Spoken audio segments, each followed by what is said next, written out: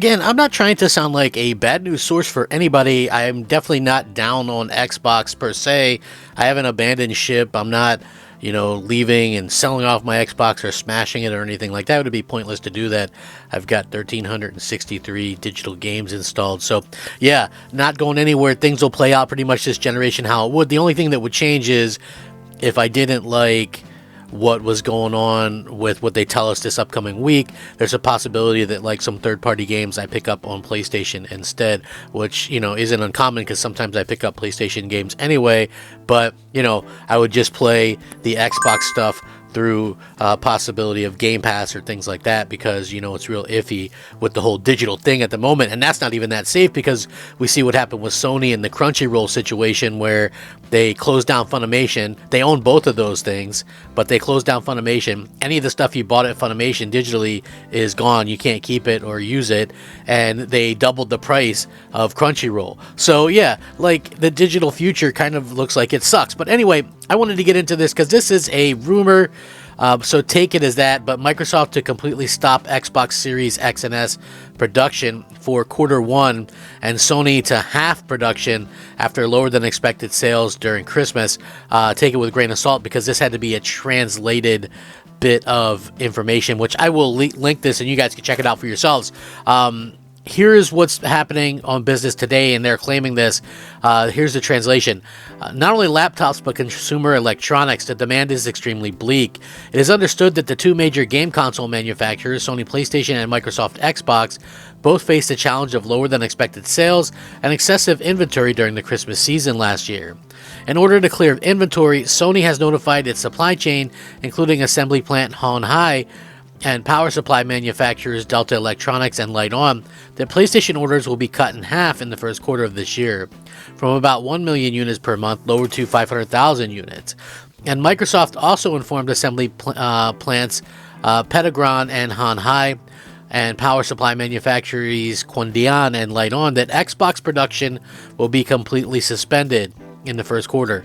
Now, again, take that with a huge grain of salt, but the thing, what people would probably freak out about this with all the news going on right now with Xbox, right? Like people 100% are going to freak out about this, and they really shouldn't, because to be honest with you, it means that there's a ton of stock on the shelves, and then you sell off the stock and things like that, and then you can start back up the production. So yeah, I don't think that this is like a bad thing or something. If it is true, something that like people should like freak out about. So it sounds like both have stock and the demand is low. Again, I wouldn't expect it, like if this is true, you could play a little bit devil's advocate and go, well, demand is probably going to go down even more because at the end of the day, people are not going to buy Xbox if they think all the Xbox games are going to go elsewhere. And we saw Microsoft stock take a hit. We've seen various situations where people are holding off on buying any games, just like me. And, again, it feels like we're in this weird sort of crossroads for Xbox. So I don't know exactly what's going to happen in the future, but, it is sort of a weird situation that we find ourselves in, and I'm not sure how Microsoft will be able to kind of get themselves out of it. Hopefully, they can get themselves out of it in a big way, because, again, we're the fans. We're the ones that are supposed to be getting,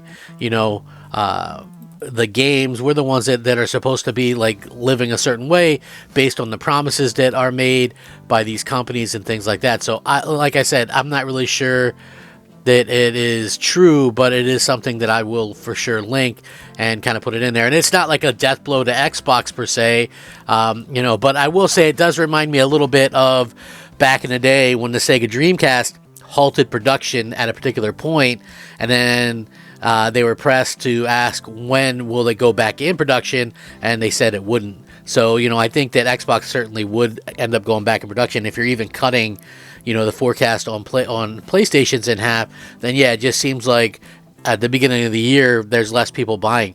And here's the thing, these companies, and I don't know if this is true or not, if this is actually happening, but companies do make an excess of product for the holiday season.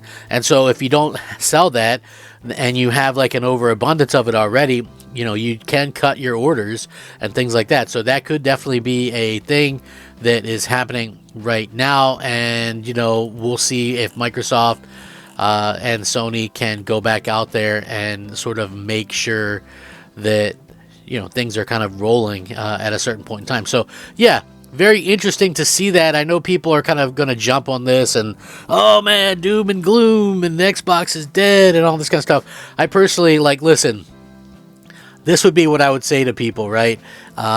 If you're an Xbox owner, you're going to ride out this generation fine for the most part. I think we will probably, if we start seeing you know, Xbox games on PlayStation, I think you'll probably see a decline in people buying the Xbox. But I also think that we will see a situation where third parties might start putting games less on Xbox, which, you know, that would completely suck. You know what I mean? And, you know, at the end of the day, we don't want that. But this generation will ride out fine.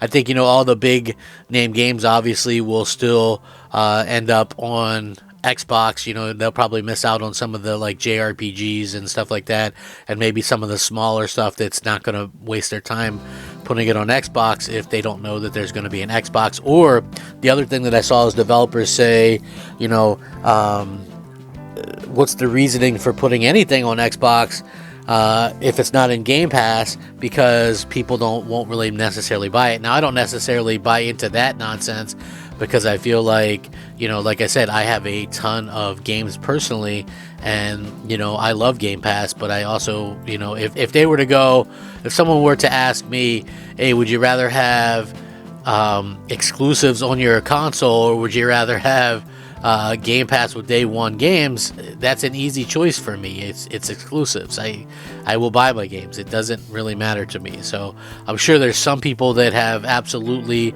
gotten used to the whole game thing where they don't have to buy the games specifically or whatever. But for me, I've always enjoyed, you know, I have no problems buying games or anything along those lines. So, you know, realistically, that's what I like doing. You know, I have no clue about any of this stuff in terms of not buying my games or whatever. So, but I would like to see exactly what you guys think, you know, because that's important.